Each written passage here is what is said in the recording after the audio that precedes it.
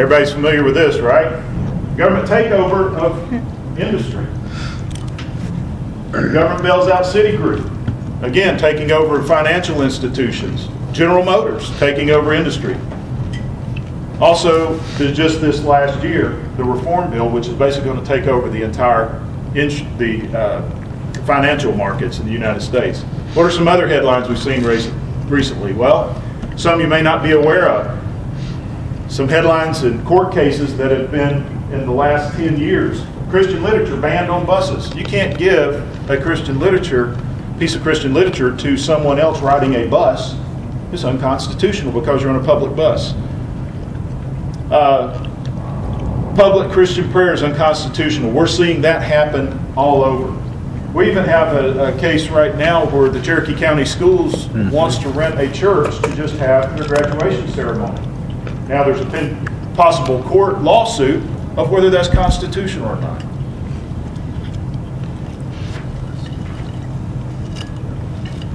So we see that freedom of speech is significantly being challenged here in the state. What about our documents? Well, believe it or not, this is one instance where the Declaration of Independence is not being allowed in schools. Now this was a case where the school initially banned the Declaration of Independence because it read too much like a religious document. Then as a court suit was threatened, they backed off and just said, we have to censor everything that this teacher does because he can't focus on the religious aspect of our founding documents. Even one in Cobb County here, 10 Commandments on public property, unconstitutional, even though if you go to the Supreme Court in Washington, D.C., they're engraved upon the walls there. Text of the Declaration of Independence, unconstitutional in schools. The whole idea is we cannot teach that there is a creator, even though it may be in one of our founding documents. Now the last one is the one that was most interesting to me. And this is just one of, well, that's the two court cases. There are 9 school systems in Western states that have a mandatory class on the Islamic religion. That was deemed constitutional after some parents were upset, filed suit. It was deemed it was constitutional to make children take a class on the Islamic religion, but the same court, in another case, said it was unconstitutional for those children to say the words under God in our pledge. Now, one thing, I'll mention it now in case I forget to do this later.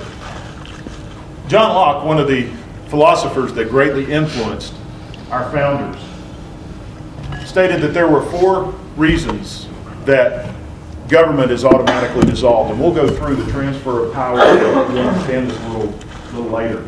But he said one of the circumstances of which government is automatically dissolved is when the government gives preference to a religion other than the religion of the people. So that is the case that government is automatically dissolved. So just consider where we may be. As I said, it's important that we understand this Constitution through the life of our founding fathers. So let's take a little bit, and again, I'm kind of hurrying through something that usually we take an entire day. So, and I'm going to try to finish up in time to take a little bit of questions and keep this a little interesting. There are 3 primary influences that we're going to see in the Declaration of Independence and thus into the Constitution. Now these are the philosophies and ideas that the Founding Fathers relied very heavily on.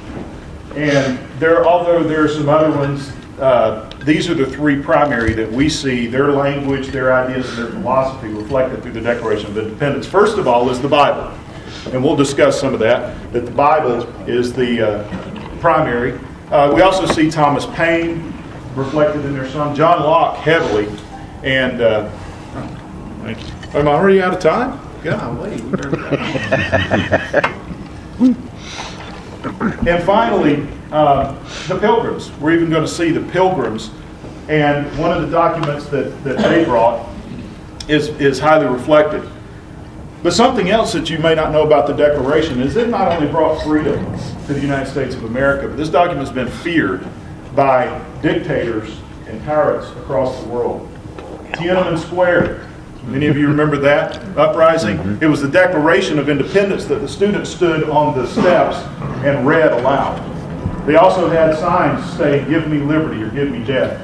The collapse of the Soviet Union, I've talked to, as I was in Ukraine, I have a good friend who was involved in the rebellion there, and he said it was the words of the Declaration when Glasnost finally opened up and allowed us some of these documents. It was those words in the Declaration of Independence that inspired us. So it's brought freedom to other nations as well. All right, go ahead and go to the next one. As I mentioned, the Mayflower Compact, we're going to see some of the same ideas and philosophies that our first governing document in this country, you'll see reflected in the Declaration of Independence. I want to take a real quick look at that so when we get to that part you can see some of the philosophies. If you look, the first thing is, we'll just kind of run through it real quick. Having undertaken for the glory of God and the advancement of the Christian faith, this is the purpose of what they're doing, why they came over.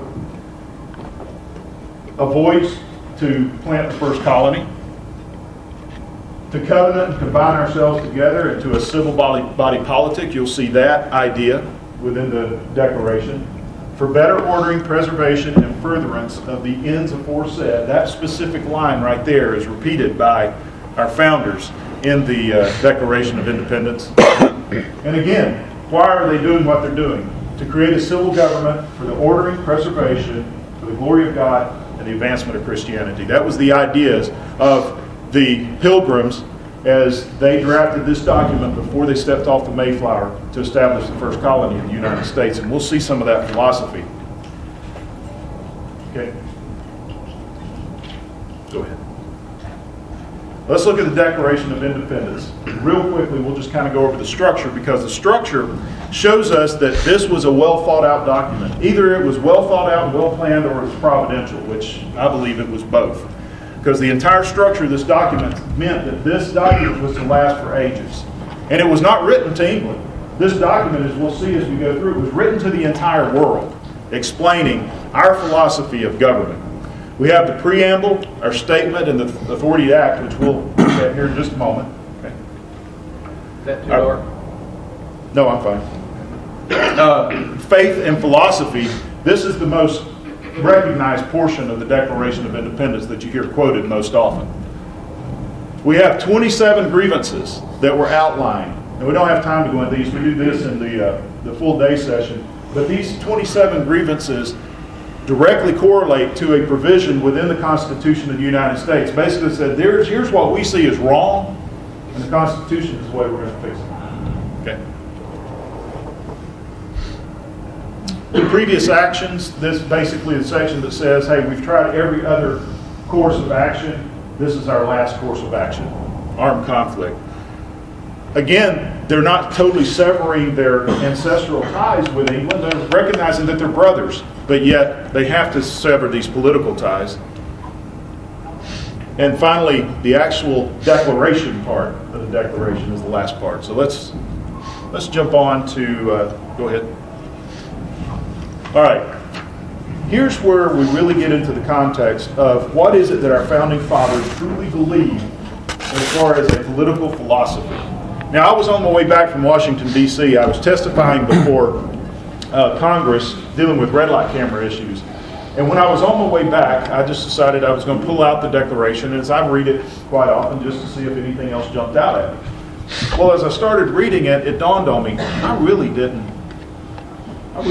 know what a lot of this stuff means. I read it all the time, and I think I know what it means. These people don't talk like this anymore. What do these things mean? Well, at home, I've got a dictionary. It was the first dictionary ever published in the United States. It's Webster's Dictionary of 1828, our first dictionary. I thought, I really think I need to define some of these terms according to the way they were defined in the 1700s, because a lot of this stuff we don't understand. That's when I started getting a lot of enlightenment, and thus this program developed. Let's look at a couple of those things, and we will actually define some of these terms according to Webster's Dictionary. Now, one of the terms that you see in there is the powers of the earth. It says, when in the course of human events it becomes necessary for one people to dissolve the political bands which had connected them with another, and to assume among the powers of the earth the separate and equal station which the laws of nature and nature's gods entitled them. What is this idea of the powers of the earth? Well, as I was reading that, I had just done a Bible study on Romans 13. Now, Romans chapter 13 deals with Paul writing to the church in Rome saying, submit yourselves to civil government because all power, all civil government power originates from God. Now, I thought, I wonder if that's what the founders were talking about. So I pull out my Webster's 1828 dictionary and I start reading what is the definition of power as regarding civil government. Well, Webster says it's one invested with authority, a ruler, and civil magistrate. Well, then when I looked a little further where they normally have a sentence, where they use the word, this is what I call an oh wow moment. What does it say? Romans 13. In the first dictionary published of the American language, the term power dealing with civil power, its reference is Romans chapter 13. Romans 13 says, let every soul be subject to the higher powers, because there is no power but of God. That the powers that are ordained are of God. So Romans chapter 13, our founding fathers, in my opinion, clearly pointing to the powers of the earth, which was a common term referencing that power always originates with God. And you'll see how this fits into their philosophy here in just a minute.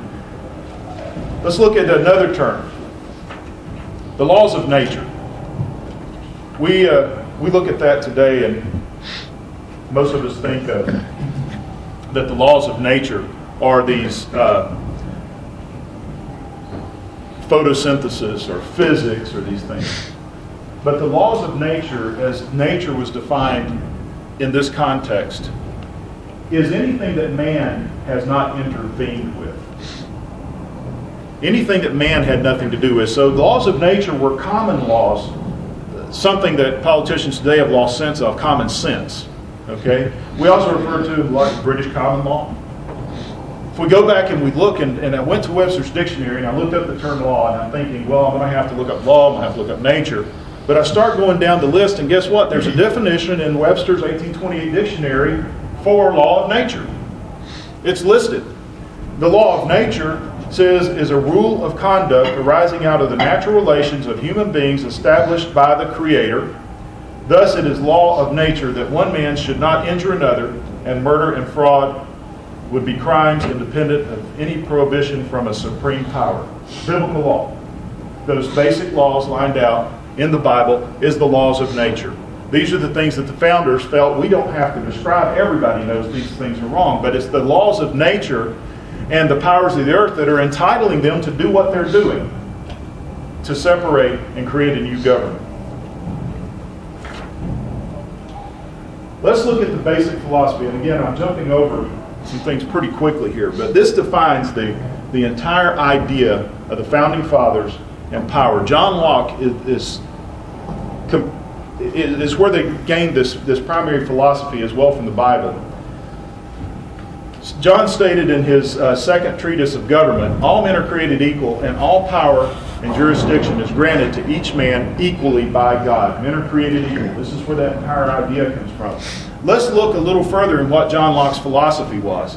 That God endowed men with two things. When he created Adam, and in John Locke said in the second creation, which was Noah, because the earth was different, and I tell people, I say, if you want to compare the two, Adam was a libertarian and Noah was the conservative Republican. Because Adam had no law. Adam had ultimate freedom until he messed up. Okay? When Noah stepped off the ark, now God was giving laws, and those laws were to protect the individual rights of each person. God gave man two things. He gave him power and he gave him rights. These are the two ideas. This is the entire concept of the Declaration of our Constitution. God has given man two things, rights and power. He gave Adam, he gave Noah power, dominion over the unreasoning creatures, which means animals. He did not give man power over another man. He gave man power over unreasoning creatures. He told him to subdue the earth. And here's the key part. God gave each individual person, every individual, the authority to execute judgment of his natural law.